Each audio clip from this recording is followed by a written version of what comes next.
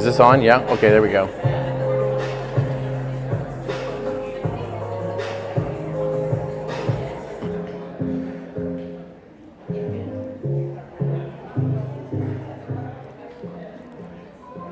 So I was a kid who went to a lot of youth groups and had a lot of good youth ministry experiences. One of my favorite was a game called Bigger, Better. Anybody played Bigger, Better? Okay, we got a couple people. If you might know it by a different name, but the premise of the game is you're kind of broken up into smaller groups and given something of low value. In our case, we were given a penny. And you're sent out into the streets going door to door and knocking on people's doors and asking if they'll give you something bigger or better than what you have. So we traded our penny for a nickel, our nickel for a dime, our dime for a quarter for a loonie, and then we started trading up for things of more value. And at a certain point, I don't remember what it was, but we traded whatever we had. This guy was like, well, I've got a kiln. And we were like a kiln for pottery. We were like, okay, we'll take it. And he's like, but it doesn't work. It's broken. And we're like, yeah, it's still cooler than what we have, so we'll take your broken kiln. And then he's like, many cats have died in this kiln. And we were like, in ordinary, that might be like a deal breaker for people. Like, no, we don't want that. But we were teenagers. We were like, there's a kitty kiln here? Yes, please. We will take this happily. So we took the kiln with us on a wagon, trading a penny for a kiln along the way. And then eventually we traded this kiln to some artist guy for a TV. And in my days growing up in my youth group, we didn't have a TV in my youth room, so this was amazing. So we traded a penny for a TV. It was a great night. And if you were to think about maybe telling this story now with social media, you might do a really cool reel where you've got like the penny in your hand, and then all of a sudden it's like a nickel, and then it's a dime, and you could see the story progress of the things you traded. We didn't have that in my growing up days. So we just told people the story of how we traded a penny for a TV. We were excited about it, excited to share that we had this amazing new TV for our youth room. We're in the Gospel of Mark right now, and I want to recap the story a little bit and pull at a thread that runs through Mark about people sharing or not sharing what they've seen, what they've experienced with Jesus. So we'll go all the way back to the beginning. Mark 1. The first chapter, Jesus casts out a demon, and then he tells the demon not to reveal who he is. Like, don't tell anybody, which seems a little bit of a head scratcher. Like, first of all, why would the demon want to tell everybody who Jesus is? Like, isn't that not the demon's job? Wouldn't they want to do the opposite? Wouldn't they want to keep that quiet? And Jesus, you would expect, he wants people to know, but in this case, he doesn't want people to know. So we've got some weird reversal thing happening. Then we move along to the story that Brandy opened up for us and invited us into a contemplative exercise of sitting with the story of the man with the skin condition. And as I was sitting there listening to it and reading it, and that sort of meditative, contemplative gospel exercise, the words that I kept running headlong into were this idea where Jesus says to him, don't say anything to anyone. And then it says, instead he went out and started talking freely and spreading the news so that Jesus wasn't able to enter a town openly. He was so excited he couldn't contain himself that he just went out and told everyone. And this impacts the story that follows in Mark 2, where Ian opened up for us Mark 2, where Jesus is in his own hometown, his own home, and the crowd begins to form around him. To the point that there's a man who is paralyzed who can't actually get to Jesus because the crowd now has made it impossible. And so his friends get creative, and they get him up on the roof, and they cut the roof open, and they lower him down. And this is all because the crowd has formed, has made it hard for people who need Jesus to get to Jesus. In Mark 3, we find out another story where the demons are ordered out, and they're told not to reveal who Jesus is. Again, this theme. And then in Mark 5, we see Jairus' daughter is healed, and he gave instructions to that family. Make sure no one knows what happened. We move along, Mark 7. We find that there's a man who is deaf and mute, and he gets healed. And he gave the people, everyone who saw that first, that eyewitness account, orders not to tell anyone. But we find out that the more, it says in Mark 7:36, the more he tried to silence them, the more eagerly they shared the news. It's kind of like parenting a toddler. Like when I was, especially Huxley now, we probably did this with all of our kids foolishly, but at a certain age in their like little toddler bodies, they start to learn about autonomy and how they want to like be in charge of their own actions. And so you say like, make sure you clean that up. And they're like, oh, you want me to clean it up? Boom, it's a mess. And so you're like, okay, I'm going to be creative. I'm going to outsmart the toddler. So you start using reverse psychology, like, don't clean that up. And they're like, you don't want me to clean it up? I'm going to clean it up. And you're like, I've won. I've outsmarted the toddler here. But then they learn that they're kind of like being rewarded for the things you don't want them to do. So the whole thing backfires. Never do it. We committed to it. It was a terrible idea. Reverse psychology doesn't work with kids. I mean, it works until it doesn't. But this is what it feels like, where Jesus is like, don't tell anyone. And they're like, don't tell anyone? We're going to tell everyone. And they get all loud about it over and over and over again. Jesus consistently tells people, don't share the news, which is its own head scratcher. So we come to Mark chapter 8. There's a man who's born blind. And Jesus says to him, again, another healing story. He heals him, restores his vision. It's this miracle where he touches the man's eyes and he starts to see a little bit, and then he touches the man's eyes again, and then he sees.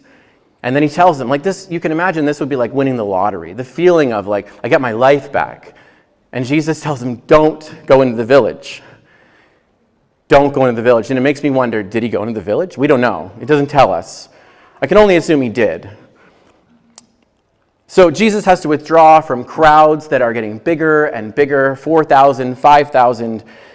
He has to retreat on boats and in mountains. Jared talked about that 2 weeks ago, or was that 2 weeks ago or last week? 2 weeks ago. He talked about Jesus needing to retreat on a boat, having an exit plan because the crowds consistently were getting too big to manage. And then all this culminates in Jesus asking his followers, hey, there's these crowds forming. Who do they think I am? What do people think of me? Who do they say that I am? And we get all these answers. Some say you're a prophet. Some say you're Elijah coming back. Others, John the Baptist with a new head on, because in Mark 6, they beheaded John the Baptist. So, maybe he's the re-headed John the Baptist. Peter gets it right, though. Peter's like, no, I know who you are. You're the Messiah. The one who comes to heal, to restore, to reign, to reconcile, to put things back the way they were always supposed to be. And instead of Jesus telling Peter, like, ding, ding, ding, you got it right, now correct everybody who's got it wrong, Jesus tells him, don't tell anyone.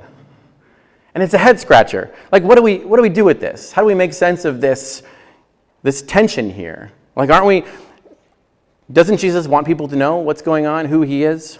Isn't the good news supposed to be shared? Aren't we supposed to shine our little light and not hide it under a bushel? Isn't that part of this whole story? And yet here Jesus is telling those with stories of good news to share, to be quiet. What do we do with that? I wonder if Jesus, in his humility, in his meekness, I think it was Henry Nouwen who said that the Beatitudes are a self-portrait of Jesus. So when Jesus is blessing the meek and the humble, he's actually showing them these are characteristics of Jesus. So I wonder if Jesus, in his meekness, in his humility, in his servant-hearted approach to people, is actually strongly resisting the crowd, what we might call celebrity culture, where they want to put him on a pedestal and make him into a spectacle. Because it's hard to go about your work when the crowd is always on your heels. We read a little earlier in Mark 8, in verses 11 and 12, that the Pharisees showed up. They began to argue with Jesus, to test him. They asked him for a sign from heaven. And with an impatient sigh, you can just imagine, he's exasperated. Here we go again. With an impatient sigh, he says, why does this generation look for a sign? Why does everyone want me to perform for them? Word has spread that he can do wonders and that the crowds are forming to see the spectacle. And if we're honest, we might have a view of God that's, or have had a view of God that's like that. What can you do for me now, God? Can you do this? Can you get me a job? Can you give me this? Can you give me that? I need this. We have this, one-way transactional view of God where he does stuff for us like a magician, like just makes things happen. And we probably do the same thing with the church. We expect that, the church should grow, it should get bigger, it should get better. And over time, the church becomes for us a bit of a spectacle. We make it into a show, an event we watch, a spectator sport, a bit of performance art that serves to inspire us. We've set ourselves up this way with, chairs that face a stage. How we organize ourselves is part of our story. It's what we're doing here. And if we're honest, we might play the bigger, better game with our churches, with our lives. We want our churches to wow us, to put on a really good show for us, to entertain us. And as pastors and church leaders, this is one of the great temptations of ministry, to equate a bigger following with more opportunity to reach people for the kingdom of God. So, the bigger the crowd, the better we're doing. Often when pastors get together, they'll compare scorecards. And as unhealthy as that sounds, it happens. How many people are at your church? Oh yeah, my church is bigger than that. And this game happens where we're all sort of competing for bigger congregations, for bigger crowds. And the three temptations that Jesus encountered in the wilderness from Satan were temptations that Henry Nouwen describes as a temptation to be relevant, a temptation to be spectacular, and a temptation to be powerful. These are temptations we face as pastors, as church leaders, we face as people in a culture of influencers and celebrities. And so as we consider what it means to follow in the ways of Jesus, that's what this series is all about. What kind of actions and posture do we see in this person of Jesus? We must come face to face with our own temptations as people and as a community, longing for relevancy, longing for the spectacular, longing for power. I wonder if Jesus was actually resisting the dominant culture's desire to make him into a celebrity king. The story of Palm Sunday is that triumphal entry, like here he comes in riding, and he subverts that. He doesn't want to be the celebrity king they want him to be. He comes in not on a war horse, but on a donkey, and changes their expectations. But the thrust of the gospel story is that people thought he was going to overthrow Rome. People thought he was going to be the new king with all this power, a kind of magician of signs and wonders. Feed us, heal us, entertain us, perform for us. And I wonder if Jesus wasn't actually really drawn to crowds at all, but instead he longed to make a lasting impact on people, real change and transformation in individual people's lives. And the crowds of people wanting signs and wonders kind of got in the way. Maybe that's why he was telling people, don't let the word out, because if the crowd grows too fast, I won't be able to meet people where they're at. There's a term called the power gap. And it refers to the distance between, the average person and a leader. And so if you think about it in politics, I can't call up Justin Trudeau right now. I don't have his number. None of you do. So there's a distance between us. I can reach my local MP. So there's actually a power gap. And in bigger churches, the bigger the church is, there's probably more of a power gap. You probably can't just call up the pastor of a big church. And so, was Jesus trying to make himself accessible to people, to reduce that power gap, to make himself right there in the people's faces who needed him most? And the crowds just threatened that. They got in the way of that. They made an encumbrance to that. I wonder if he only called 12 because he knew that real formation and life change doesn't happen when we're, one in a crowd. But instead, it tends to take place in smaller groups where we can be seen and heard, and we can develop trust and lean into those trusting relationships. Maybe that's why he told people to be silent, to hold off on spilling the beans about who he truly is. Immediately after Peter correctly identifies Jesus as Messiah, Jesus predicts his death. And it's a shock to Peter. We read here in Mark 8:31-33, he began to teach them that it was necessary for the Son of Man to suffer many things and be rejected by the elders and the chief priests, the scribes, to be killed and rise after 3 days. He spoke openly about this, and Peter took him aside and began to rebuke him. But turning around, looking at his disciples, he rebuked Peter and said, "Get behind me, Satan. You are not thinking about God's concerns, but human concerns." So clearly, Peter misunderstood what was happening here. Peter was thinking, we're playing a game of bigger, better. There's crowds. People love you, Jesus. there's bigger crowds every day. This is the guy who fed thousands. This is the guy who walked on water. Peter was like, I joined you on the water. Like, I've seen you do incredible things. The sky is the limit for what is possible, Jesus, but not death. No, Jesus, you're wrong. And Jesus corrects him. No, Peter, it's not about the crowds. It's always been about something else.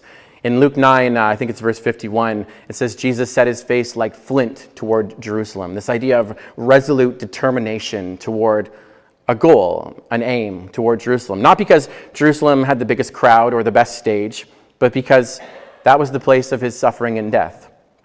And so immediately after he rebukes Peter, he issues this invitation. No, more, it's stronger than that. It's a calling to a similar kind of life, not into the limelight, not into the stage light, but under the street lights, to lose our lives for the sake of others. Not to gain a following, but to lose a life.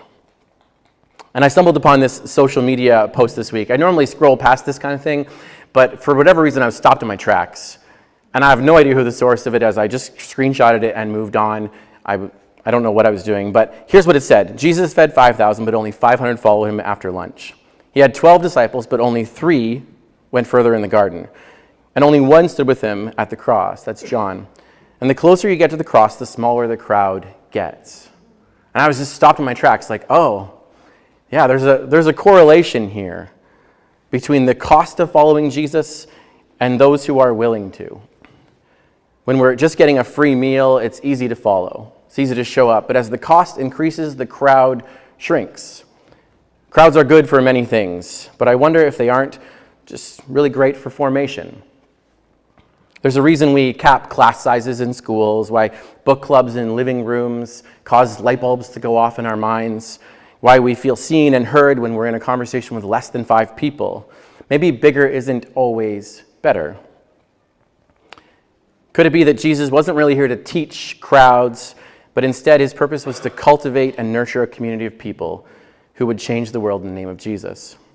Jesus was giving us a master class in spiritual formation, in discipleship, in life change. You might say that his pedagogy or his philosophy of education wasn't focused on big crowds, like a lecture style, but it was smaller. It was more personalized. It was where people, felt seen by Jesus and heard and cared for and experienced compassion. And then they made changes in their life because of that. So he was forming a community that would join with a spirit to midwife the church at Pentecost. Jesus was forming people who would grow the church, who would revolutionize the way that the church grew and the fabric of it.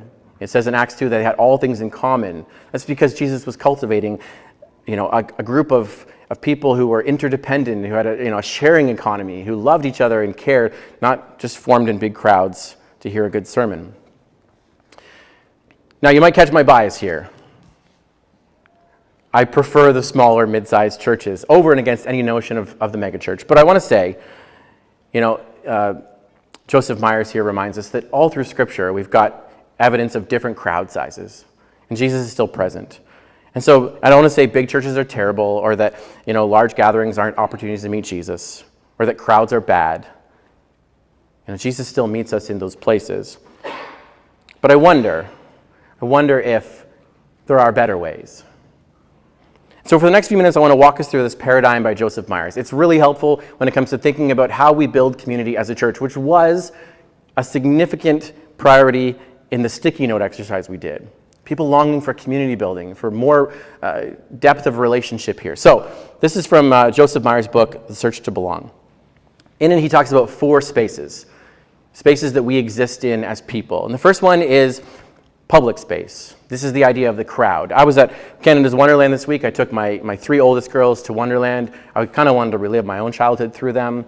They're like 10, 8, and 8. So I was like, we're going to go on roller coasters. And they're like, okay, maybe. So we're there. And Wonderland is a great example of the public space, of the crowd. There's tons of people, so many people. I don't know any of them. The only thing we have in common is that we're all here at Wonderland. And so crowds are great places to have like awkward small talk. You don't even know people's names. you're just all there together in this common space. And so, this one girl was climbing on the, the line divider things, and she wouldn't listen to her mom. And so her mom used her full name. I don't remember the full name, but she raised her voice, used the full name, and that girl got right down. And this dad leaned over to me, and he said, "Whew, full name." And I was like, yeah, thankfully I haven't had to do that today. And that was the conversation. We were in this line for 45 minutes. That's all we said, right? We don't have anything in common. I don't even know this guy. We just had this one momentary small conversation. Crowds are amazing. They're wonderful. There's nothing like being part of a crowd. There's something magical about being, at a ball game amongst, thousands of people and singing "Take Me Out to the Ball Game" as one voice among many. Crowds make us feel like we're part of something bigger, which is an incredible feeling. Public space. The next one is social space. Here he would say social spaces are spaces where you know some people, but you might not know everyone. And even the people you do know, you probably only know like a snapshot of them, like a single dimension of who they are in that space. So think of a cafe that maybe you frequent. You might know a few characters there. You might know the barista. You might know a few regulars. But you only know them as they present themselves in that space, in that role. You don't know who the barista is beyond being a barista. And in social spaces, we find a bit more belonging, a bit more connection. We might learn each other's names. The next is personal space. If you think about personal space, think of like a small group or a book club. There's less than 10 of us, and chances are you know everyone enough to maybe share your thoughts and your stories. But there's still a little bit of a guard up. You're not going to be completely vulnerable here. You're not sure what everyone might think of you. And the last one is intimate space, where only a handful of people exist for us. Here we reveal our most authentic selves to others. We don't have to wear a mask or a filter on our thoughts or our ideas. We here are like best friends and spouses. It's a space reserved for people we trust and that we've lived life with. So he's got these 4 spaces, and he would say, Joseph Myers would say, all 4 of these are incredibly foundational for what it means to be human. We need all of these. There's not some of them that are good and some are bad. We actually need to exist in all these spaces. And we do, by and large. But all these spaces exist on kind of, a spectrum. And one of the spectrums, I would say, is on a spectrum of trust. We might think of the kinds of conversations we would have in these spaces. I wouldn't confide in somebody in the line for the Ghoster Coaster. I wouldn't just start bearing my soul to the person next to me. First of all, that would be awkward. They would be like, "Why are you telling me this?" And then I wouldn't be able to expect that they would keep it in confidence. They'd probably turn to they'd be texting their girlfriend and be like, "This weird guy's telling me way too much information.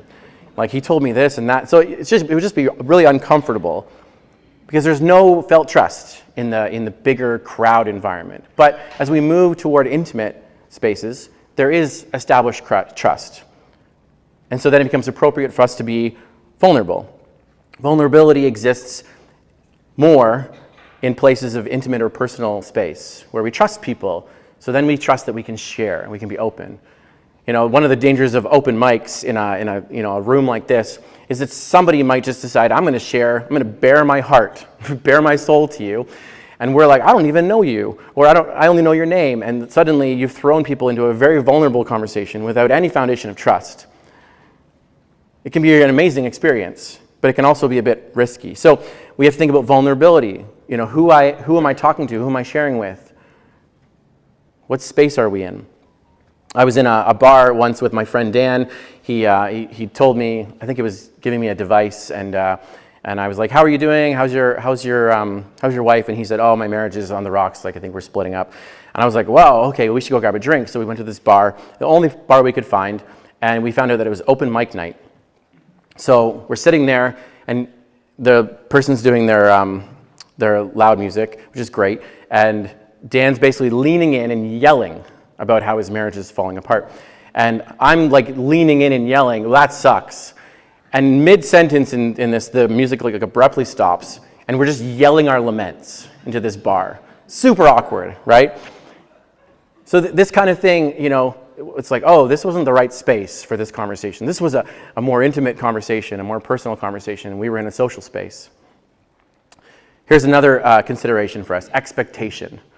As humans, we operate in a series of social expectations. If we're one in the crowd, there's little expectation on us.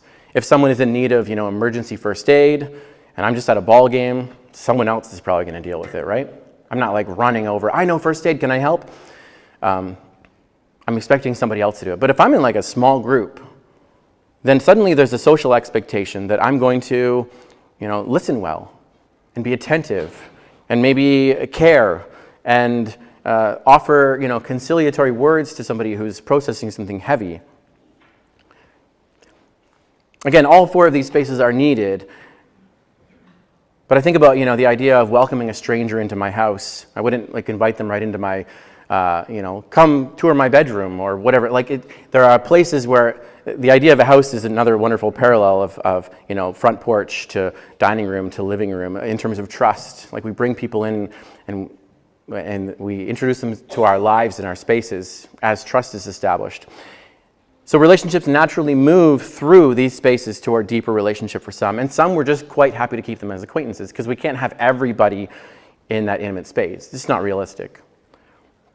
So I wonder, maybe just a few minutes, just quickly here, if all four of these are needed, how are we doing at Hillside? Maybe we can think of, brainstorm, just shout it out, some examples of public space stuff we do. Anybody have an idea? Ice cream social, yes. It's coming up. It's probably going to be a church full of people that we barely know. We might know some of them from community dinners. We might not know anybody. We'll be learning names. It's very much a public space. Exactly, ice cream social. Anything else? Well, you said community dinners.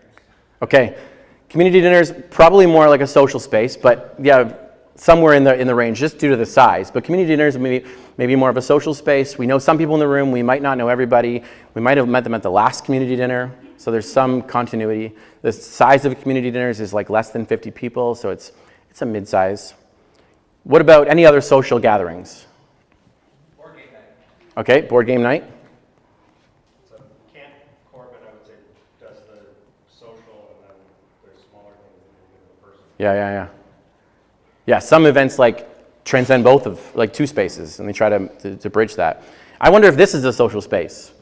Church, our gathering. This probably isn't a public space. We probably know a bunch of people here, but we also know people as they show up for church.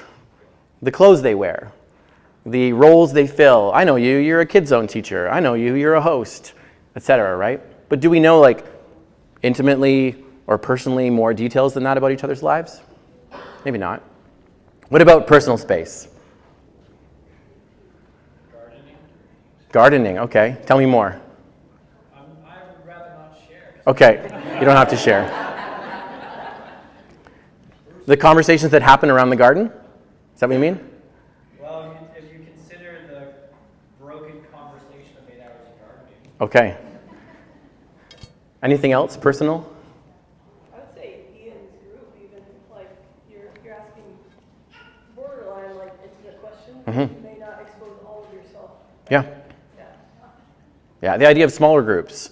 So there's a couple here that are at Hillside sort of informally, a hub carryover from previous hub days, and there's Paul and Sue's gathering that happens, smaller groups. There aren't many of them though. And then do we have any intimate spaces here at Hillside? Formally. Family. Okay, family. And if you have your own family. Yeah. Maybe the drive home from Sunday. You're processing the things you talk. Pardon? Prayer with the elders. Okay.